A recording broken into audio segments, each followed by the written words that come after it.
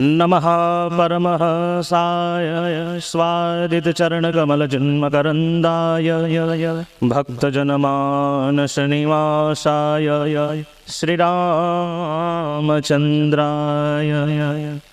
रामाय रामभद्राय रामचन्द्राय वेधसे रघुनाथाय नाथाय श्रीसीताय पतये नमः।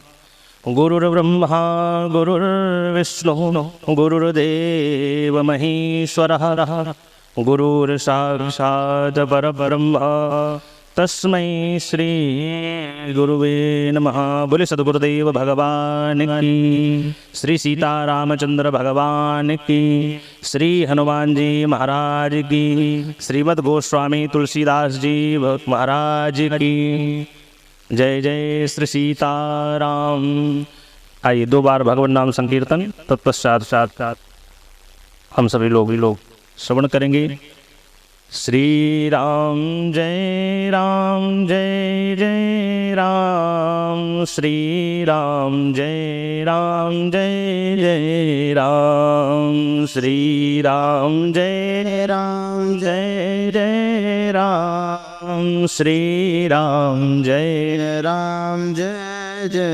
राम, श्री राम जय जय राम, श्री राम जय जय राम, श्री राम जय जय राम, श्री राम जय जय राम। बोले राजा रामचंद्र भगवान की।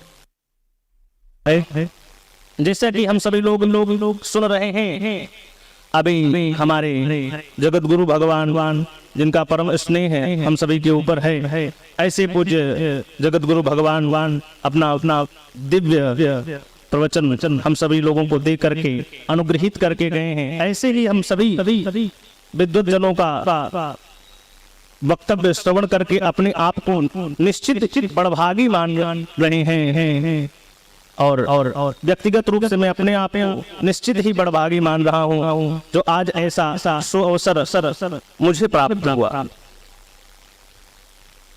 क्योंकि देखिए, अगर हम बात करें किसी चीज की तो हम बात करते हैं कि भाई ये चीज कर लिया जाए तो इस चीज का पुण्य प्राप्त हो जाएगा, ये पूजा कर लीजिए तो इस चीज का पुण्य मिल जाएगा। लेकिन ऐसा कोई पूजा नहीं है जिसको करने से भगवान की कथा सुनने का पुण्य मिल जाएगा। ऐसी कोई पूजा, ऐसा कोई पाठ, ऐसा कोई जप, ऐसा कोई तप नहीं है जिसको करने के बाद भगवान की कथा का पुण्य मिल जाएगा। भगवान की कथा सुनने से आपको पूजा पाठ जप तप का पुण्य मिल जाएगा। लेकिन ऐसी कोई पूजा, ऐसा कोई पाठ, ऐसा कोई विधि, ऐसा कोई व्रत नहीं है कि जिसको करने से आपको भगवान की कथा सुनने का पुण्य मिल जाए। आप भगवान की मंगलमयी कथाओं को सुनिए तो उनमें आता है कि भैया भगवान की कथा सुनने से इतने बड़े पुण्य सहजता से प्राप्त हो जाते हैं। तो निश्चित ही मैं अपने आप को बड़भागी मानता हूँ कि आज बड़े संतों का पावन सानिध्य मुझे मिल रहा है और कुछ न कुछ सीखने को मिल रहा है। तो निश्चित ही मैं अपने आप को बड़भागी मानता हूँ। आज के मुख्य विषय पर जो आज गोस्वामी तुलसीदास जी का दिव्य जन्मोत्सव हम लोग मना रहे हैं। पूज्य महाराज जी हमारे बीच में उपस्थित हैं, परम श्रद्धेय हमारे बड़े भाई, मार्गदर्शक जो भी मान लीजिए, एक अच्छे पड़ोसी जो भी मान लीजिए, क्योंकि पड़ोसी कहा गया है भाई एक सुख पड़ोसी भी होते हैं। सबसे बड़ी बात एक सुख में जब गिनती आई तो अच्छे पड़ोसी की भी जो है चर्चा आई कि भाई जहाँ पर अच्छा पड़ोसी आपका हो वो भी तो सुख का बात है। यहाँ पर निरंतर भगवान की कथाएं चलती रहती हैं, निरंतर आप सुनिए तो भगवान का संकीर्तन, सुबह उठ जाइए आरती होने लगता है। तो हम लोगों को भी ऐसा सौभाग्य मिला कि इस रामघाट चौराहा के समीप में जहाँ स्थान है महाराज जी का, इसके बगल में ही हम सभी लोगों का भी छोटी कुटिया हम लोगों ने बना करके, इसमें हमारा ही सौभाग्य है कि पूज्य महाराज जी का सानिध्य, मार्गदर्शन हम सभी लोगों को मिलता रहता है। और आज उन्हीं के सानिध्य में बैठ करके हम सभी लोगों को कुछ अपना वक्तव्य भी देने का आज अवसर प्राप्त हुआ। इस भागवत कृपा सेवा आश्रम में बैठ करके हम सभी लोगों का ऐसा सुंदर अवसर प्राप्त हुआ। तो आज गोस्वामी तुलसीदास जी के विषय में हम लोग श्रवण कर रहे हैं। विद्वान सभी लोग विद्वज्जन हमारे हैं, सभी लोगों ने आकर के अच्छी बातें बताई। गोस्वामी तुलसीदास जी का कितनी विषम परिस्थिति में जन्म हुआ इतनी विषम परिस्थिति में आकर के गोस्वामी तुलसीदास जी ने सभी को जोड़ने का काम किया। और आज की मैं परिस्थिति को देख रहा हूं और उस समय की परिस्थिति की तुलना कीजिए तो कुछ न कुछ मिलती जुलती लग रही है। आज की समय की जो परिस्थिति है, यहाँ भी तमाम और अंधकार के पीछे लोग जा रहे हैं। आप देखिए आए दिन रामचरितमानस को भी लोग इतना उल्टा सीधा बोल रहे हैं। उस समय की परिस्थिति आप विचार करें, आज की परिस्थिति पर ध्यान दें तो आज भी भले गोस्वामी तुलसीदास जी नहीं हैं, लेकिन उनका दिया हुआ ग्रंथ हमारे साथ। और गोस्वामी तुलसीदास जी के समय पे देखिए द्वैत, अद्वैत, विशिष्टाद्वैत आदि बड़े बड़े सिद्धांत थे। निम्बारकाचार्य जी और बड़े अपना मत लेकर के लोग चलते थे। लेकिन जब गोस्वामी तुलसीदास जी आए तो शैव वैष्णव के विवाद को खत्म कर दिया, जो निरंतर अनेक वर्षों से चला आ रहा विवाद था। ऐसे विवादों को खत्म करके सबको जोड़ दिया। आज भी हमको यही चाहिए। धर्म परिवर्तन को सबसे ज्यादा रोकने वाला ग्रंथ अगर कोई है तो गोस्वामी तुलसीदास जी का रामचरितमानस ग्रंथ है। और जब रामचरितमानस आया, देखिए हमारे जो आजकल 4 वर्णों में ब्राह्मण, क्षत्रिय, वैश्य, शूद्र, उस समय में ज्यादातर लोग भड़का करके, क्योंकि भाई अधिकार नहीं था, लोग जान नहीं पा रहे थे, समझ नहीं पा रहे थे। जैसे महाराज पूज्य जगत गुरु भगवान ने बताया, इन लोगों को इतनी जानकारी नहीं थी। संस्कृत में था, वेद पढ़ने का सबको अधिकार नहीं था। कौन वेद पढ़े? बोले द्विज पढ़े, ब्राह्मण पढ़े, जिसका उपनयन संस्कार हो गया हो, दिव्य जिसने जो संध्या बंधन करता हो शुद्ध अवस्था में, तो ये सब कोई करने वाला नहीं था। तो उन निचली काष्ठों को, उन हरिजनों को, उन भगवान के भक्तों को कैसे ये परमानंद प्रदान किया जाए? तो वो गोस्वामी तुलसीदास जी ने करके दिखाया। प्रत्येक जनों को कोई नियम नहीं, चाहे ब्राह्मण हो, क्षत्रिय हो, वैश्य, शूद्र, कोई भी प्रत्येक प्राणी मात्र इस गोस्वामी तुलसीदास जी के ग्रंथों को श्रवण करके, मनन करके, चिंतन करके अपना कल्याण कर सकता है। तो सबसे बड़ा धर्म परिवर्तन को रोकने वाला कोई ग्रंथ था तो गोस्वामी तुलसीदास जी के समस्त ग्रंथ थे। और गोस्वामी तुलसीदास जी के समय में, अब आज के समय में ये भी देख लीजिए कि लोग जैसे महाराज जी कह रहे थे अपनी अपनी डबली, अपनी ढोल, आज के समय में यही हो रहा। अगर उस समय की तुलना की जाए तो आज के समय में बड़े बड़े आचार्यों को आप देखिए, आजकल सोशल मीडिया के माध्यम से सब अपनी अपनी बात कह रहे हैं, कोई एक बात पर टिक ही नहीं रहा है। आगे आने वाले समय में कौन किसका अनुसरण करे, सबसे बड़ी समस्या तो ये आ गई। सबसे बड़ी समस्या आ रही है कि अगर हम अनुसरण करें तो किसका करें, ये सबसे बड़ा प्रश्न है। कि अगर हम देख रहे हैं मोबाइल में कि पूज्य महाराज जी ने ये बोला, उसके बाद देख रहे हैं कि अगले फिर महाराज जी ने उनका उत्तर देते हुए कहा नहीं, इन्होंने गलत बोला। तो आपस में जो लड़ने की प्रक्रिया आज के समय में आ गई है, सबसे विषम परिस्थिति तो आज के समय में हो गई है।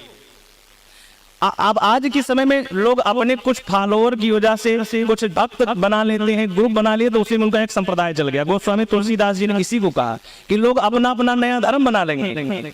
आज वही हो रहा है कि एक जो अच्छे उनके भगत जगत हो गए, 1000, 2000, 10,000, तो उनका अलग ही नियम चालू हो जाता है, उनकी अलग ही प्रक्रिया शुरू हो जाती है। तो आज के समय में जो बड़े बड़े महापुरुष हैं, उनका हम लोग अनुसरण करना चाहे कि पूज्य महाराज जी ने क्या कहा, अब ये नहीं समझ में आ रहा है क्या गलत कहा उन्होंने, क्या सही कहा, यही नहीं समझ में आ रहा है आज के समय में। तो गोस्वामी तुलसीदास जी ने उस समय पे उस विद्योस को रोका, लेकिन आज हम सभी का कर्तव्य है, हम सभी का यही कर्तव्य है कि गोस्वामी तुलसीदास जी के इस ग्रंथ को घर घर तक ले जा करके और प्रत्येक लोगों को, चाहे जो हो, ये नहीं देखना कौन कास्ट है, कोई नहीं, सब प्रत्येक व्यक्ति को पहुंचा करके और प्रत्येक व्यक्ति के हृदय में भगवान मर्यादा पुरुषोत्तम भगवान श्री राम की भक्ति को सबके हृदय में जागृत करवाना, ये हम सबका परम धर्म है। और यही तुलसीदास जी की सबसे बड़ी सेवा है। अगर हम गोस्वामी तुलसीदास जी के ग्रंथ को ले जा करके और प्रत्येक गांव कस्बा चाहे जहां पहुंच करके और इसको प्रत्येक छोटे से छोटे जगह पर कह करके लोगों के हृदय तक पहुंचाएं जहां तक लोग नहीं जा पाए हैं। आजकल बहुत सारे ऐसे कथावाचक हैं जो जा रहे हैं, फ्री में कथा कर रहे हैं। ऐसे लोग हैं जहां जहां कथाएं नहीं होती थी, आदिवासी पिछड़े इलाकों में, पहाड़ों में जो रहते थे, जहां जनजातियां रहती थी, जहां कोई नहीं जा पाता था, वहां लोग जा करके अब वहां भी लोग जानने लगे। तो इसलिए यही सबसे बड़ी गोस्वामी तुलसीदास जी की, जो भी आप समझ लीजिए ऋषि ऋण समझ लीजिए, जो हम लोगों का कर्जा है गोस्वामी तुलसीदास जी का, अगर हम अपने इस कर्जे को उतारना चाहें तो इसका यही एक उपाय है कि इनके ग्रंथों को ले जाकर के और सबके हृदय में भगवान श्री राम की भक्ति को उतारें। और अंत में देखिए, रामचरितमानस तो अथाह ग्रंथ है, उसकी कथा तो कहने की बात नहीं, लेकिन एक बात मैं कहना चाहूंगा कि गोस्वामी तुलसीदास जी की एक बड़ी ही अद्भुत बात है। इस बात को हम सभी लोगों को स्मरण करना चाहिए। बाबा कहते हैं कि वन मानस हो मन मानस जा, ये जो बाबा की रचना है ना, वन मानस हो मन मानस जा, जो मानस में नित मानस राधे, भावे नहीं कविता किसी और की, जो तुलसी कृत मानस चाहे, सार की बात कहो धरि ध्यान, ये राम गुलाम असत्य न भागे, एक दिना मिल जाएंगे राम, जो मानस माही लगी रही आंखें। जो गोस्वामी तुलसीदास जी ने जिन ग्रंथों का प्रणयन किया है, जिन ग्रंथों को लिखा है, उन ग्रंथों को पढ़ करके, उन ग्रंथों की कथा को सुन करके एक दिन हम भगवान श्री राम को प्राप्त कर लेंगे। तो निश्चित ही गोस्वामी तुलसीदास जी अपने पार्थिव शरीर के साथ हम लोगों के साथ नहीं है, लेकिन उनकी दी हुई ग्रंथ हमारे साथ हैं, और उन्हीं ग्रंथों में हम तुलसीदास जी का दर्शन करें और भगवान की भक्ति को करके और इस भव सागर से पार हो, ऐसी मेरी मंगल कामना है। आप समस्त महापुरुष की चरणों में मैं साष्टांग प्रणाम करता हूं। और आज की इस गोस्वामी तुलसीदास जी की जयंती पर मैं अपनी वाक पुष्पांजलि गोस्वामी तुलसीदास जी की चरणों में निवेदित करता हूं। यहीं पर मैं अपनी बात को विराम करता हूं। 2 बार भगवान नाम संकीर्तन, उसके बाद श्री राम जय जय जय राम, श्री राम जय जय राम, बोलो श्री राम जय जय राम, बोलो श्री राम जय जय राम, बोले श्री सीतारामचंद्र भगवान की जय, श्री हनुमान जी महाराज की जय, सदगुरुदेव भगवान की जय, श्रीमद गोस्वामी तुलसीदास जी महाराज की जय। जय श्री सीताराम। बोलिए श्री सीतारामचंद्र भगवान की। बहुत सुंदर उद्बोधन आचार्य श्री मुकेश त्रिपाठी जी महाराज